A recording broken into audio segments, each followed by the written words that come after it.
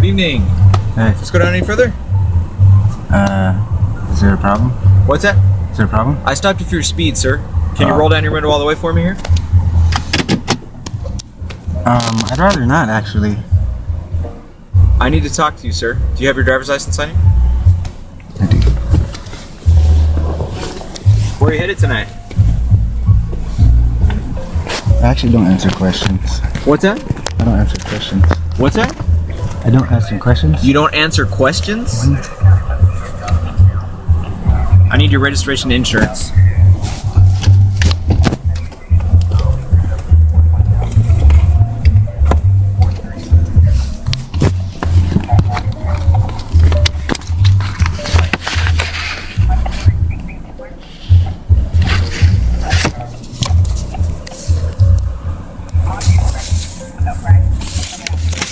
Are you still on Lewis Street, apartment 106? Or are you not going to answer that? No, I'm not there. What's that? Have you been smoking marijuana tonight? The address that's on the ID card, that's where I live. That is correct. Okay. Alright, have you been smoking marijuana? I smell it very strongly in the vehicle. I don't answer questions. What's that? You're not going to cooperate with me? I just don't answer questions. You just don't answer questions? Yeah, that's it. Okay. Well, I'm a police officer and I'm asking you a lawful question. Right. Are you not going to cooperate with me? Is that how it's going to be? I just choose not to answer questions. I'm not. Okay. Alright, why don't you turn off the vehicle and give me the keys? I'm not trying to do anything out of. Turn off the vehicle and give me the keys. I'm not trying to be violent, sir. Are you not going to cooperate? I'm not trying to do anything wrong, sir. What's that? I'm not trying to do anything wrong. I didn't do anything wrong. Then why don't you go with the program here and we'll get through this, okay? I stopped you because you were speeding, alright? Right. Okay? Right. Now I smell marijuana. All right, guys. This story doesn't begin with sirens or chaos, but with a simple traffic stop that slowly transforms into a battle of authority and resistance. On a quiet road, a police officer pulls over a driver for speeding, expecting routine compliance and quick cooperation. But instead of instant obedience, the driver responds with calm defiance, choosing silence over answers and control over fear. Every question becomes pressure, every command becomes a challenge, and the tension begins to rise like a storm forming in slow motion. What should have been a minor encounter starts to feel like a test of power, a clash between law enforcement expectations and individual rights. In moments like these, the real conflict is not about speed or paperwork, but about who controls the narrative. And as the conversation deepens, it becomes clear that this is no longer just a traffic stop. It is the beginning of something far more intense. The vehicle, and you're not answering questions, you're not cooperating. So you got to put yourself in my shoes, okay? Right. You're not allowing me to do my job, okay? Right. Okay. I need you to turn off the vehicle and hand me the keys. I actually can't do that. You're not going to do that? I can't. Okay. Stay in your car. Sorry. All right, sir. Got your camera going there? Yeah. All right. I was just going to give you a warning tonight, but since you're being completely uncooperative, I'm going to go ahead and cite you for the speed for going 80 in a 55 zone, okay? So I need you to sign for me in the red box here, okay?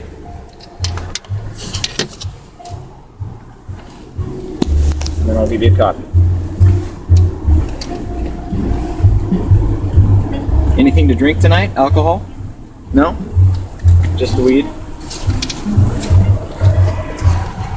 Alright, so you should get something in the mail for this, okay? But that doesn't always happen. So it's safest to call this phone number at the very bottom, which is Long Beach Court, to make sure it's taken care of. May I get a copy of it? What's that? Yeah, I'm going to pull this off right here. Okay. This yellow copy is yours. On the back are all your options. If you haven't gotten a moving violation in the last 18 months, you can ask for traffic school. That way it doesn't go on your record or affect your insurance, okay? So that copy's for you. Here's your information back. And just so you're aware, by law, we can remove you from the vehicle. We can order you from the vehicle. And if you refuse to do that, we can do that by force, okay? Now, I'm not going to do that for you tonight, but you need to understand that is the law, okay? So if we wanted to, we can take you from the vehicle. And it's in your best interest to be cooperative with police officers, okay? Right. Just so you know, okay? Yeah, I Do you know how to just get back had on from here? Yeah, I could get back on Do you have any questions for me? No, I was just confused about that. I thought you guys were like public officials. As the officer pushes harder, frustration creeps into his voice, while the driver remains steady, calculated, and unshaken. The officer demands cooperation, citing authority and responsibility, while the driver insists on his right to remain silent and limit his responses. The atmosphere thickens as suspicion replaces professionalism and assumptions begin to shape the officer's decisions. The warning that was once promised slowly turns into a citation, not because of danger, but because of defiance. The driver's refusal to answer questions becomes interpreted as disrespect, and the officer's authority becomes a weapon of pressure rather than protection. This moment reveals a brutal truth. Sometimes power is less about law and more about control. And as the exchange continues, the line between lawful duty and emotional reaction begins to blur. And you don't live here. Do you have a reasonable suspicion? The reasonable suspicion is that the possibility that you could be a thief in this area. I have explained to you what I'm doing. I want to know who I'm dealing with. You could be an axe murderer. Okay? So could you? Yeah. No, not in my uniform. Yes, I'm you at could. work. No. No. There have been plenty of cases where officers have broken the law. Okay. Let's not pretend. Nobody is perfect. I'm not breaking the law. I'm asking you for your so you can show me your identity, and I can walk away from here and give you your identification right back to you, and we'll be done.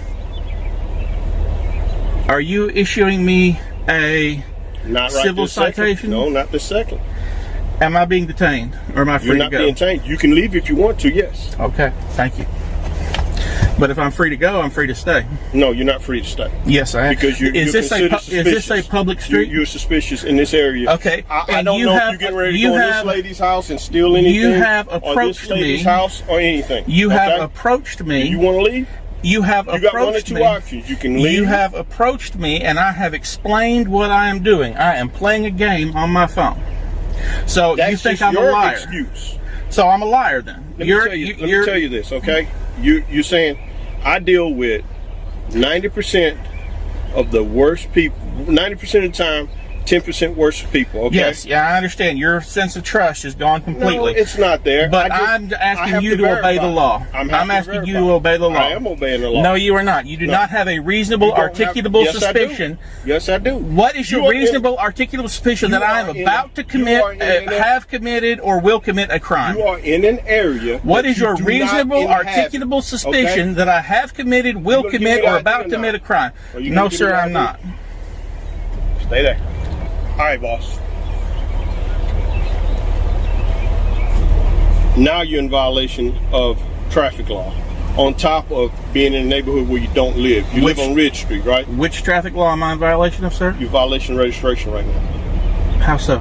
Because this is on a white minivan and the tag comes back to a green car. Well, I can't. That's what we were issued. But if I'm in violation, please issue me a Let me citation. see your registration, proof of insurance, and ID. Can I get in my thing? Yep, go ahead.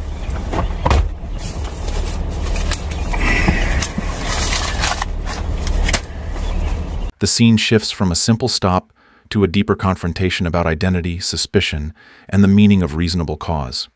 The officer begins to question the driver's presence in the neighborhood, implying potential criminal intent without evidence, while the driver challenges every assumption with sharp logic. Words become weapons as both sides attempt to dominate the conversation, not physically, but intellectually. The officer claims safety concerns, while the driver exposes the weakness of vague accusations and unsupported claims. In this moment, the encounter stops being about traffic laws and becomes a philosophical debate about freedom, authority, and the limits of police power. The tension is no longer subtle. It is raw, direct, and explosive. And with every sentence, the gap between law enforcement and civil rights grows wider. No, you can come around. Show that I only have my video from my vehicle.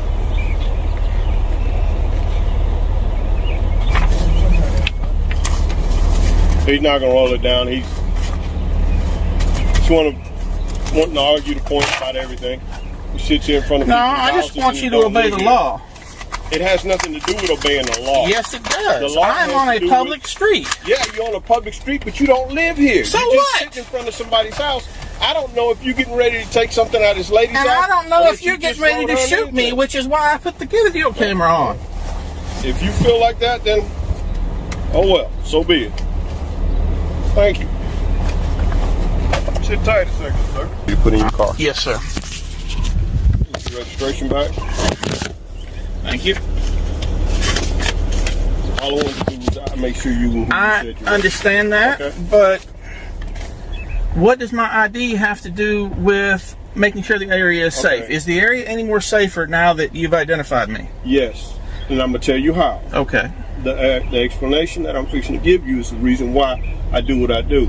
Okay, this area, now that I have your ID, the area, if something does happen, something could happen, there's a possibility of a already known suspect now that was in the area prior to anything happening. So if something happens tonight or the next day or something like that, who's the strange people in the area? That would be you, okay? We will come and talk to you. We will commit an Well, that's do an fine. investigation. Why don't you come and talk to me when you have suspicion of an actual crime? Sir, Sitting on the side of the road is not suspicion of a crime. Yes, This is a road. What crime is sitting on a public road? Anybody in this subdivision? As a matter of fact, I do. Okay. Why aren't you sitting in front of their house? Because I already sat in front of their house. I explained to you this is a GPS game. You understand GPS, I know. I understand GPS, and I understand people doing all these games. But if you want to be hard with me as far as I'm not trying to be hard. I want you to obey the law. I am doing the law. No, you as a corporal. Is my duty. Bull. As a corporal, I'm glad you know my job better than I do. I don't know your job better than you do, but I do know the statute for identify. I was not committing a. The statute for identifying yourself is anybody over the age of 18. As the situation escalates, backup officers arrive, turning a single encounter into a spectacle of authority. The presence of multiple officers amplifies the sense of intimidation, even though no crime has been proven and no violence has occurred. The driver continues to challenge the logic of the situation, questioning why identification is demanded without clear suspicion of wrongdoing. The officers respond with warnings, commands, and subtle threats, attempting to regain control of the narrative. What unfolds is not chaos, but a slow, calculated struggle between institutional power and individual knowledge of the law. The street becomes a stage where authority is displayed and questioned at the same time. And in this silent war of words, the real issue is no longer safety, but pride, ego, and dominance. Has to have a document in their possession of who they are at all times. But I don't have to give it to you. When you are asked and requested by a officer, you do have unless you are issuing me a civil or a criminal citation, anything, then this is Nazi Germany. I can ask for your identification at any given time. Sure, you can ask for it, but I'm not legally required to give it to you. I'm happy you feel that way. Have a good afternoon, sir. Thank you. You Please too. move on. If I'm free to go, I'm free to stay. I'm going to ask you to leave this area, please. Are you asking me or ordering me? I'm asking you to leave there. Are you asking me or ordering me? I'm asking you to leave there. If you are ordering me, I will leave. If you are asking me, I would stay. I'd like to stay. I'm ordering you to leave there. Thank you very much. I will certainly leave. You do not need to provide ID unless you are suspected of a crime, and this is why you need to know your rights, especially because the Supreme Court already ruled that law enforcement can lie to you. And as you can see, they have no issue in doing it and violate your rights without any suspicion of a crime. Whew! Thank God you brought backup here, man. This is a serious situation we got going on here. Well, some calls we send 2 officers. Oh, you got 3 here. That's crazy. He's leaving. He's got a flat tire. Perfect. So what's going on today? I got nothing for you, man. I have no idea. I've just been sitting here. Okay. So what can I help you with? Well, they called because you're creating a disturbance for their business. They called because I'm creating a disturbance to their business. Really? Yes. Really? Interesting. Can I have your name and badge number? Can I have your name? No, you can't. Can I have your name and badge number? Sure. It's Officer Neufeld. N-E-U, F as in Frank, E-L-L. My badge number is 965. I'm with the Garden Police Department. Sweet. Thanks. Appreciate that. So I'm going to issue you a trespass notice for this property. Perfect. Okay? Do you understand Perfect. that? If you Sure. step on the property, you're subject to arrest. Do you understand that? All right, can I get your name and badge number? Hey, excuse me. Relax. Oh, excuse me. Relax. De-escalate. Relax. Can I get your name and badge number? Yeah. Officer Marika, 983. Thanks. Appreciate it. Hey, thanks for not interrupting our conversation. Go ahead. Continue. Sure, after you did. Sure. I was still talking to you. Can I have your name and No, you address can't. so I can fill out you can put me down as good notice? citizen. You can put me down as good citizen. Okay. So I'm going to ask you again, so what's your purpose out here today? I'm going to ask you again, just please leave me alone. Sound good? The conflict spreads beyond the initial stop as officers accuse the driver of causing disturbances and trespassing, while the driver exposes the contradictions in their claims. Every instruction from the officers is met with precise legal reasoning, turning the encounter into a chess match of logic and authority. The driver's refusal to comply blindly frustrates the officers, who struggle to justify their actions within the boundaries of the law. The scene highlights a harsh reality. When citizens understand their rights, authority often feels threatened rather than respected. The conversation becomes less about public safety and more about control over space, behavior, and identity. As voices rise and patience fades, the encounter reveals how fragile the balance between law and liberty can be. And in that fragile balance, truth becomes the most dangerous weapon. Sound good?